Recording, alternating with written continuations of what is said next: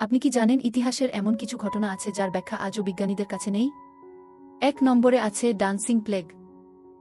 ১৫২৮ সালে স্ট্রাসবুর্গে হঠাৎ করেই মানুষ রাস্তায় নাচতে শুরু করল। থামল না, বরং নেচেই মরল। ডান্সিং প্লেগ এক ভয়ঙ্কর রহস্য। শত শত মানুষ নাচার ঘোরে মরল, তাদের শরীর ক্ষয়ে গেল। ১ মাস ধরে চলল এই তাণ্ডব। কেন এমন হল? কেউ জানে না। ২ নম্বরে আছে ভয়নিচ পাণ্ডুলিপি। ৬০০ বছর ধরে একটি বইয়ের ভাষা পৃথিবীর কোনো কোড ব্রেকার সমাধান করতে পারেনি। অদ্ভুত গাছপালা আর অচেনা অক্ষরে ভরা ভয়নিচ পাণ্ডুলিপি আজও বিশ্বের সবচেয়ে বড় ভাষাগত ধাঁধা। কে লিখেছিল? এর মানে কি? প্রতিটি পাতা রহস্যে মোড়া এই প্রাচীন বইটি আপনাকে বিস্মিত করবেই।